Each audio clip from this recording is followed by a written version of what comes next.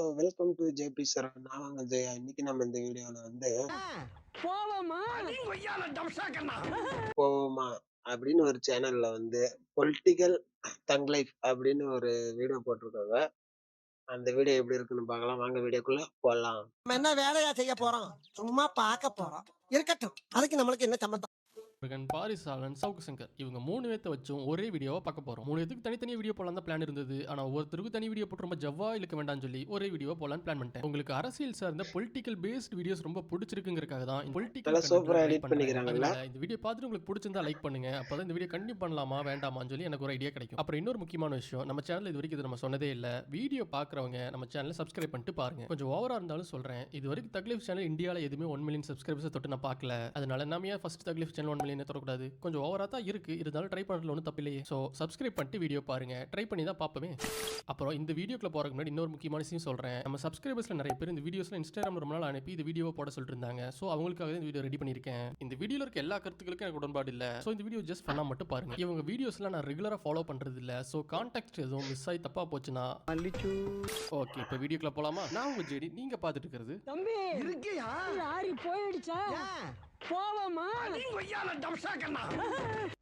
Okay. இப்போ நம்ம மொதல் தக்லீஃப் சாட்டைகிட்ட இருந்தே போயிடலாம். கமெண்ட்ல போடுற மாதிரி இவருக்கு சாட்டைன்னு பேர் வைக்கிறதுக்கு பதிலாக சேட்டைனே பேர் வச்சிருக்கலாம். இப்படி பேசுறதுக்கு இவர் எத்தனை தடவை உள்ள போயிட்டு வந்தாருன்னு தெரியல. வெளியே வந்து இப்படி தான் பேசிட்டு இருக்காரு.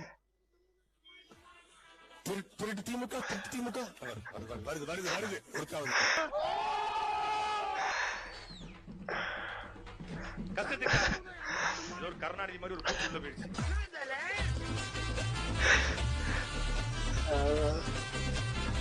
நினைச்சு கூட பாத்துக்க மாட்டான். தமிழ்நாடுன்னு ஒண்ணு இருக்கு, அங்க தஞ்சை பெரிய கோயில்னு ஒண்ணு இருக்கு, அங்க கூடங்குளம் அணு உலைன்னு ஒண்ணு இருக்கு, இல்ல அந்த மதுரை மீனாட்சி அம்மன் கோயில் தேர்விழா, மதுரை மீனாட்சி அம்மன் கோயிலுக்கு 10 லட்சம் பேர் கூடியிருக்காங்க.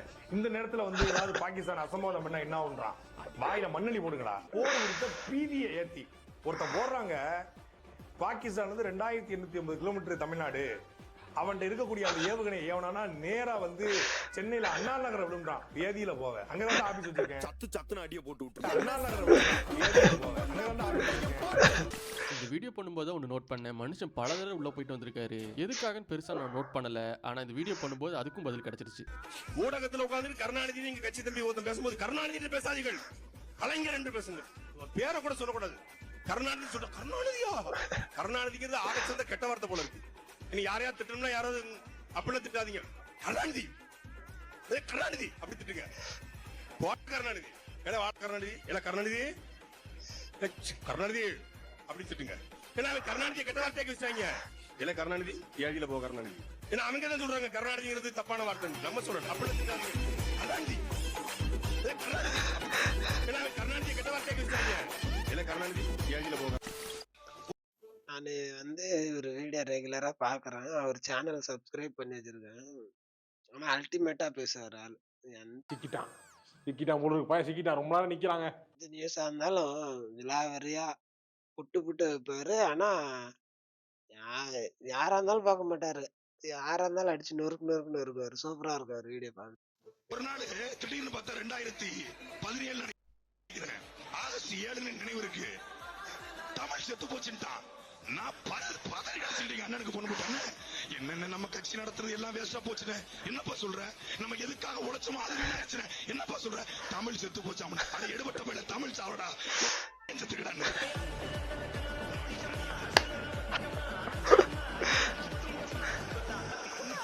ரொம்ப ஏதோ பாடினார், கவிதை எழுதினார். உண்மையிலே ஒரு அறிஞர் தான், ஒரு பேரறிஞர் தான்.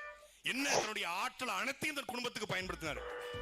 எங்க திருடுறது முக்கியம் இல்லைங்க, திருடல மாட்டிக்காம திருடுறது முக்கியம். தப்பு செய்யறது முக்கியம் இல்ல, தடை இல்லாம செய்யறது எவ்வளவு பெரிய டேலண்ட். அம்மையார் சசிகலாவும் ஜெயலலிதா அவர்களும் 66 கோடிக்கு ஊழல் பண்ணிட்டு 4 வருஷம் அந்த அம்மா போயிட்டு பத்தி உருட்டு வந்திருக்கு. சசிகலாமா சின்ன தாய், புரட்சி தாய், தெய்வ தாய் போய் பண்ணிட்டு வந்திருக்காங்க. தாய் வெறும் 66 கோடிக்கு 4 வருஷம். எங்க ஆளு 1967 ஆரம்பிச்சு 2016 உயிரோடு இருக்கிற வரைக்கும் எத்தனை ஆயிரம் கோடி. ஆசியாவுடைய 2வது பெரிய பணக்காரன்றாங்க. Sun TV, Kalaignar TV, K TV, Aditya TV, Surya TV, Udaya TV என்று எத்தனை பத்திரிகைகள், எத்தனை கோடி, எத்தனை வீடு, எத்தனை பொண்டாட்டி, எத்தனை பிள்ளை, எத்தனை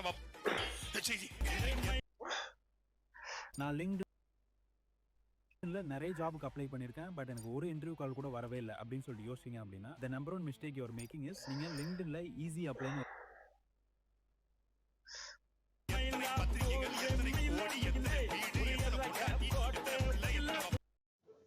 ஆனா தலைவன் மேடன்னு வந்துட்டா ஒருத்தவங்களை விடுறது இல்ல, அடிச்சு நொறுக்குவாரு. வேற அது கருணாநிதி பேச போய் சின்னம்மா இன்னம்மான்னு எல்லாரையும் பிடிச்சி வாருன்னு வாரிட்டாரு. வேற லெவல்ல அவரு பேசினா அல்டிமேட்டா தான் இருக்கும். ரொம்ப தைரியசாலிப்பா. அதுவும் இவரோட பழைய வீடியோஸை பார்த்துட்டோம்னா மெட்ராஸ் சென்ட்ரல் பரிதாபங்களே ஒரு 100 மடங்கு இருந்தால் எப்படி இருக்கும். அந்த வீடியோக்காக இவர் தூக்கி உள்ளே வைக்கலாங்கிற மாதிரி அப்படி பண்ணி வச்சிருக்காரு. நான் உங்களிடத்திலே எதையும் வாங்க வரவில்லை அண்ணா, கொடுக்க வந்தேன். எதை கொடுக்க வந்தாய்? உங்களிடம் இரவலாக பெற்ற இதயத்தை கொடுக்க வந்தேன் அண்ணா. நான் எப்படா உனக்கு இதயத்தை கொடுத்தேன்? தோரணா இப்ப நீங்க அண்ணாது நீ முதல் எம்ஜிஆர் பேசுறா. நான் கட்டிக்காட்ட கடமை, கண்ணியம், கட்டுப்பாடு இப்போது எப்படி இருக்கிறது? திமுகவில் இன்று தட்டுப்பாடு. பெரியார் கற்றுக் கொடுத்த பகுத்தறிவு ராவு காலத்தில் வேட்புமனு தாக்கல் செய்வதே இல்லை. அப்படி என்றால் சுயமரியாதை. சட்டையை கிழித்தால் கிழிந்த சட்டையோடு சென்று கவர்னரிடத்திலே மனு கொடுப்போம். பெண்களை உன் கண்கள் போல பாப்பாயே, பெண் விடுதலை இப்போது எப்படி இருக்கிறது? தலையிலே தேய்ப்பதற்கு எண்ணெயும் சீவுவதற்கு சீப்பும் வாங்க பக்கற்ற ஒரு ஏழை தாயின் மகள் தேசிய கட்சியின் தமிழ்நாட்டு தலைவராக வளர்கிற அளவிற்கு பெண் விடுதலை போற்றப்படுகிறது. அப்படி என்றால் தமிழ்மொழி? கனிமொழி தெரியும், அது யாரு தமிழ்மொழி? அந்த கட்சி இப்ப எப்படி இருக்கு? கூவத்தூர் தெரியுமா? சோழர்கள் சண்டையிட்ட இடமா? இல்லை, எடப்பாடி மண்டியிட்ட இடம். அப்ப இந்த கர்நாடகா தான் ஆள்றானுங்களா? ஆம், அவர்கள் தான் ஆளுகிறார்கள். முதலமைச்சர் ரெண்டுமே மண்டு. ஒன்று முட்டா பீஸு, இன்னொன்று முரட்டு பீஸு. ஒருவர் கம்பராமாயணத்தை எழுதியவர் சேர்க்கிறார் என்கிறார், இன்னொரு அமைச்சர் சன்னுக்கே சன்கிளாஸ் போடுகிறார். ஐயோ, இவன் ஆடி பாடி வளர்த்த கட்சி இப்படி அந்த சந்தலையாக நொறுக்கி விட்டார்களே. காரவத்துக்கு சுப்ரசுந்தரி மாதிரி கட்சியை யார் வச்சுக்கான்னு தெரியலையே. இன்னும் நிறைய இருக்கு இவர் பண்ண சம்பவங்கள்லாம். கடைசியில் ஒரு 2 வீடியோ பார்ப்போம். இப்போ நம்ம பாரிசாலனை பற்றி பார்க்கலாம். நீ டியூடன் வைக்கிறதுக்கு போல பேசிக் ஆன்லைன் சொல்லுங்க பாரி. குப்பங்க. வெளிநாடுன்னு சொல்லும். வெளிநாடு போயிருந்துச்சுன்னா இவன் பெங்களூர்ல இருக்கான், இவன் கிட்ட பாஸ்போர்ட் கிடையாது, காதல் கிடையாது, காஜி. ரெண்டுமே காக்கான் தானே ப்ரோ ஆரம்பிச்சு. இந்த பொண்ணோட உயிரை காக்குறதுக்காக. எந்த உயிரை? அந்த உயிரை. ஒரு அது எப்படி சொல்றது? அத சொல்லிட்டீங்களா, இதுக்கு மேல என்ன? வித்ஹோல்ட். இந்த ஹானர் கில்லிங்கிற ஒரு கான்செப்ட் இது வைக்கிறாங்கிறதுக்காக நான் சொல்றேன், முதல்ல அந்த பொண்ணுக்கு ஹானர் இருக்கா? இந்த படத்துல என்ன ஹானர், என்ன கில்லிங்? இதுல படத்திற்கு டியூட் என்று பெயரை வைப்பதற்கு பதிலாக டூ என்று வச்சிருந்தீர்கள் என்றால் படத்தோட கருத்து, இந்த இயக்குனரோட கருத்தியலுக்கும் டூ அப்படின்னு ஒரு ரேங்கிங். எல்லாரும் ஒரு ப்ராப்ளம்ல காமனா ஒரு பெர்ஸ்பெக்டிவ்ல இருந்தா இவர் மட்டும் அந்த வித்தியாசமான ஆங்கிள் இருந்து பார்ப்பாரு. அந்த மூளை சரியாக உணர்ந்து கொள்ளாத அளவிற்கு வன்முறையை புத்தியில ஏத்தி விடுறது மதுதான். ஒரு வயசான ஆளு இன்டர்நெட்ல ட்ரெண்ட் ஆனது நான் பார்த்தேன். ரோட்ல உட்கார்ந்து இருக்காரு, பஸ் வந்துகிட்டு இருக்கு, பஸ் வந்து பக்கத்துல இருந்து பிரேக் அடிக்கிறான். பிரேக் அடிச்சு அந்த பஸ்ஸை முத்தம் கொடுத்து எந்திரிச்சு போறாரு ஒரு வயசானவர். பக்கத்துல ஒருத்தர் வந்து பட்டு புட்டுன்னு அடிக்கிறாரு. இது வந்து வைரல் ட்ரெண்ட் ஆகுது அந்த வீடியோ. ஒரு பஸ்ஸை எதிர்த்து உட்காரணுங்கிற அளவுக்கு அவர் வீரரா? அவர் அவ்வளவு பெரிய தைரியசாலியா? அதெல்லாம் கிடையாது. உள்ள இறங்கியிருக்கக்கூடிய கருணாநிதி பேசிக் கொண்டிருக்கிறது, சாரி மது பேசிக் கொண்டிருக்கிறது. ஒரு வீடியோ நான் நிறைய பார்த்துருக்குறேன். எல்லாருமே வந்து இப்போ ஒரு இஷ்யூ இருக்குதுன்னா அது வந்து ஒரு வேற மாதிரி பேசுவாங்கன்னு வச்சுக்கோங்க, நார்மலா பேசுவாங்க. இவர் மட்டும் சம்பந்தமே இல்லாமல புதுசா ஒண்ணு கண்டுபிடிச்சு அவரு எங்கேயோ இருந்து கொண்டு வந்து, ஆனா அது கொஞ்சம் நம்புற மாதிரிதான் இருக்குமே. அந்த அளவுக்கு ஃபுல்லா டீட்டெயிலா என்னென்னமோ கொண்டு வந்து வேற லெவல்ல பேசுவார் ஆளு. எத்தனையோ ஊடகங்கள்ல மாணவர்கள் ஸ்கூல் பசங்க கூட மது பாட்டில் வாங்குகிறார்கள்னு சொல்லி டாஸ்மார்க் வாசல்ல யூனிஃபார்மோட நிக்கிற போட்டோஸ் வந்திருக்குல்ல. பெண்கள் வாங்குறாங்கன்ற வீடியோல வாங்குறாங்க. அது இல்ல, அவங்க வந்து பெரியாரிசியவாதிகள் நிறைய பேர் வாங்குவாங்க. ஏன்னா அவங்களுக்கு சமத்துவம் வந்து அதுல வேணும். சோ அதுல போய் அவங்க மது கடைகள் வாங்குறாங்க, மதுல இடஒதுக்கீடு அவங்க கேட்கறாங்க. அதெல்லாம் அவர்களுடைய கோட்பாடு. இன்னைக்கு வரைக்கும் ஒரு நல்ல அரசுனா ஸ்கூல் யூனிஃபார்ம்ல ஒருத்தர் வந்து மது வாங்கிட்டு இருக்கான், அவனுடைய ஐடி ப்ரூஃபை கேளு. இந்த நடைமுறை வெளிநாடுகள்ல எல்லா நாடுகளும் இருக்குல்ல. இப்ப டிஜிட்டல் போர்டெல்லாம் வைக்க ஆரம்பிச்சிட்டாங்க டாஸ்மாக். ஐடி ப்ரூஃப்லாம் யாரும் வாங்கிட்டுலாம் வாங்குறது இல்ல. அவன் ஜட்டியோடய வந்து வாங்கிட்டு போயிடுறாங்க. அவன் என்ன ஐடி ப்ரூஃப் எங்க வச்சிருப்பான்? தமிழ்நாடு சூப்பர் ஸ்டார் உதயநிதி ஸ்டாலின் அவர் இப்போ கூட நிறைய நடிப்புலாம் நடிக்கிறாரு. நல்ல பெர்ஃபார்மன்ஸ். இப்போ கூட ஒரு படத்துல வந்து நீட்டுக்கு எதிரான போராட்டம் படம் தானே, படக்காட்சிகள் தானே அது போராட்டம், உண்மையான போராட்டம். உண்மையான போராட்டம். அது ஒரு நாள்ல முடிச்சிட்டாங்கன்னு கேள்விப்பட்டேன் போராட்டத்தை. உண்மையான அதாவது அவங்க தாத்தாவுடைய வழியில 1 மணி நேரத்தில் முடிப்பது. இவர் இன்னும் கொஞ்சம் டெவலப் ஆகணும். இவர் 1 நாள் வரைக்கும் நடத்தியிருக்காரு. அந்த அளவுக்குலாம் பட்டினி கிடக்கூடாது, ரொம்ப ஆபத்து. அவரோட தொண்டர்களுக்கு தெரிஞ்சிருக்கு. பக்கத்துல பஃப் கடையெல்லாம் காலி வச்சாங்க. 1 மணி நாள் வரைக்கும் நீங்க உண்ணாவிரதம் இருக்கலாமா? உங்க தாத்தா போல நீங்க என்ன பண்ணணும்னா மத்தியான சாப்பாட்டுக்கு முன்னாடி நீங்க உண்ணாவிரதத்தை முடிச்சுக்கணும். கட்சித்தீவு வந்து கலைஞர் ஆட்சியில் இருக்கும்போது தான், கூட்டணி ஆட்சியில் இருக்கும்போது தான் எடுத்து புடிங்கி கொடுத்தது. அந்த கூட்டணி ஆட்சிக்கு எதிராகவே அந்த ஒரு சொல்லுவாங்க, இருக்கும் மேடையிலேயே இருக்கும் இடத்திலேயே மேடை விட்டு மேடை தாவக்கூடிய திறமை படைத்தவர் நாங்கள் தாங்கிற அந்த கான்செப்ட்ல திமுகவோ காங்கிரஸோ கட்சித்தீவை மீட்காது நீங்க நினைக்கிறீங்க. புடிங்கி கொடுத்ததே அவங்க மீட்காதுன்னு பேசிக்கிறீங்க. என்னங்க பேசிக்கிறீங்க? நமக்கு மர உரிமை இல்ல, கச்சத்தீவு வந்து நம்முடைய சொந்தமான இடமே இல்லைன்னு சொல்லுங்க. எப்படி இடம் இல்ல? ஏண்டா உனக்கே சொந்தம் இல்ல அப்படின்னா நீ ஏன்டா எடுத்து கொடுத்துட்டு இருக்கேன்னு ஒரு கேள்வி வருமா வராதா? சரி உங்க பகுதியிலே இல்லைன்னா இப்படி என்ன மைத்துக்கு எடுத்து கொடுத்தீங்கன்னு ஒரு கேள்வி வந்து பொதுமக்கள் கேட்கறாங்க, மீனவர்கள். நீங்க இங்க வாக்குறுதிகள் கொடுக்க கூடாது இல்ல, செய்ய முடியல. கச்சத்தீவு மீட்போம்ங்கிற வாக்குறுதி கொடுத்ததே இல்லையா திமுக?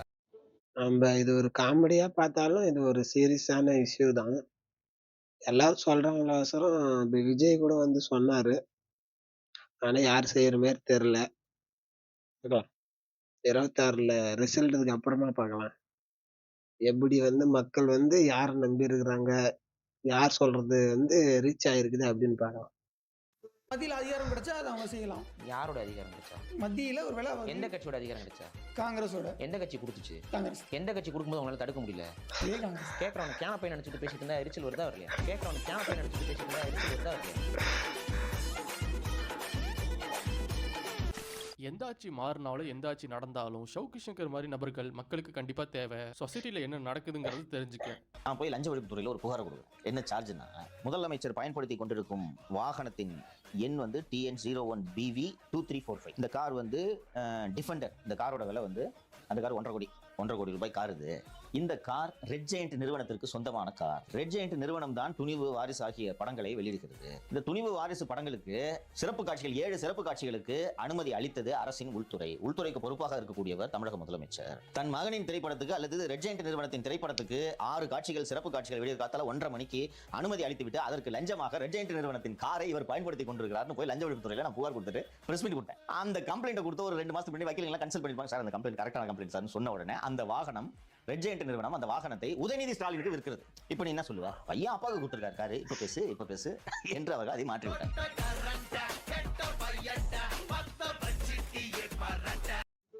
சட்டத்துல ஓட்டை இருக்குதுன்னு சொல்லுவாங்க. ஆனா இந்த திமுக காரங்களுக்கு மட்டும் அது எல்லாமே அத்துப்படி. நீங்க எந்த ரூட்ல போனா கூட சரி, அதுக்கு ஒரு ரூட்டை கண்டுபிடிச்சு அது வழியா வந்துருவாங்க. வேற லெவல். ஆனா அவங்க பயந்துன்னு கொட்டை போட்டவன்னு சொல்லுவாங்கல்ல, அது அவங்களுக்கு தான் கரெக்டா இருக்குங்க. இந்த வீடியோவே ரொம்ப பெருசா போகுது. ஸோ நம்ம சவுக்குக்கு தனி வீடியோவை பார்ப்போம். இந்த வீடியோல சேர்த்தலான்னு பார்த்தேன், ஆனா எக்கச்சக்கமா போகுது கண்டென்ட். ஸோ நம்ம தனி வீடியோவை பார்த்துடலாம். அதை சாட்டை வச்சு நம்ம வீடியோவை முடிச்சிடலாம். கனிமொழி அவர்கள்ட்ட பத்திரிகையாளர் கேள்வி கேட்கிறாங்க. இந்த மாதிரி திருச்செந்தூர்ல குடமுழுக்கு நடத்தணும்னு சொல்லி சீமான் கோரிக்கை வச்சிருக்காரு. பத்திரிகையாளர் கனிமொழி அவர்கள்ட்ட கேட்கிறாங்க. அதுக்கு தன்னை கவிஞராக, தமிழ் பற்றாளராக, கலைஞருடைய மகளாக, நடமாடும் பெண் கருணாநிதியாக தன்னை காட்டிக் கொள்கிறார் கனிமொழி அவர்கள் கருத்தை பத்திரிகையாளர் பதிவு பண்ணியிருக்காங்க. அது என்ன பதிவு பண்ணியிருக்காங்கன்னு பார்த்துட்டு அப்புறமா அந்த காணொலிகளை போகலாம். எடுத்துங்கிறது எங்களுடைய உரிமை, எல்லா உரிமையும் போராடி தான் பெறணுமா அப்படிங்கிறது இல்லைங்க. தமிழ்ல நடத்தக்கூடாது அப்படிங்கிறது யாருடைய கருத்தும் இருக்க முடியாது. தமிழ் அதுவும் வந்து முருகன் என்று சொல்லக்கூடிய சூழலிலே அது வந்து தமிழ் கடவுள் என்று கொண்டாடப்படக்கூடிய முருகன் கோயிலுக்கு கும்பாபிஷேகம் அப்படிங்கிறது வந்து சொன்னாலும் சொல்லனாலும் அது தமிழுக்கு ரியாக்ஷன் வேற லெவல்ல. யாருக்காவது புரிஞ்சிச்சு அப்படின்னா கமெண்ட்ல தயவு செய்து போடுங்க. தமிழில் குடமுழுக்கு நடத்தக்கூடாது என்று யாராலும் சொல்ல முடியாது. இந்த இழுவை இது எங்கே கேள்விப்பட்ட மாதிரி இருக்கும்ல, ஆமி அது ஆம்பளை வருஷன்னு, இது பொம்பளை வருஷம், வேற ஒண்ணும் இல்லை. கனிமொழி ஹாசனாக மாறி இருக்காங்க.